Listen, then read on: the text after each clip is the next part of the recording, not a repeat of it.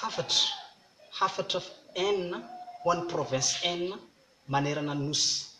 Hafatra zany ho an'ireo province enina. Voalohany ho an'ny Antananarivo Renivohitra. Eto dia mampitondra hafatra ho anareo ao Antananarivo Ray Manontolo. Zaho dia milaza aminareo fa mafy ny zavatra nahazo antsika ao Antananarivo ao. Raha misy ny guerre sy ny grevy raha mandrika hatramin'izay dia ao Antananarivo foana natao sorona hatramin'izay. Eny everiko fa manerana nosy ihany koa misy an'izay zavatra izay. Fa ao Antananarivo no matetika tratran'izay problème izay foana. Ary mahatsapa fanilikiliana, mahatsapa fanapotena, mahatsapa fanandevozana. Ka eto dia mampitondra hafatra ho any Antananarivo.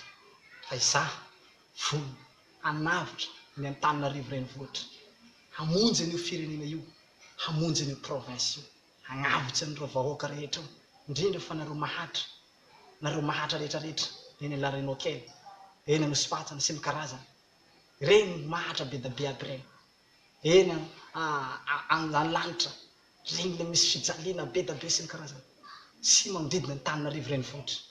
Eto dia mampilaza aminareo vahoaka ao Antananarivo Renivohitra fa amin'ny fotoana mahalany ahy, mahalany filoham-pirenena ahy, dia manao voady aminareo aho fa hagnavitra anareo, ho votako nareo Antananarivo Renivohitra, ary hampamirapiratiky ny hoavinareo rehetra, ho apetrako amin'ny maha izy azy ianareo, indrindra fa nareo vahoaka izay mijaly amin'ny loto, amin'ny fijaliana, fahatrana sy ny sisa. Tonga zaho miaraka amin'ny Jesosy hanavitra anareo. Inona ny problème resaka tsipisina ve? Problème resaka fahatrana, problème resaka sakafo, problème resaka aretina.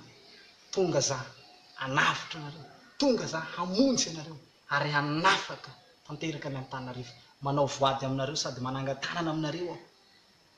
Fa raha ohatra ka lany izao tenako izao ka tsy tanteraka zavatra niteneniko rehetra, tampahonareo ny lohako, leny taonareo aho ary tapahonareo ny lohako ty raha tsy tanteraka ny zavatra niteneniko. Fa zaho dia mampanantena anareo fa hagnafaka ny Antananarivo, hanafaka ny Renivohitra sy Antananarivo, hamonjy anareo aho.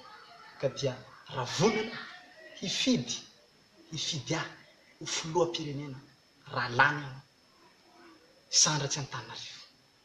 Ka dia izay zany ny hafatra ho anareo Antananarivo, fa makasitraka amin'ny fagnarahanareo izay hafatra lehibe nampitondrazako izay. Makasitraka, misaotra Antananarivo, misaotra tompoko.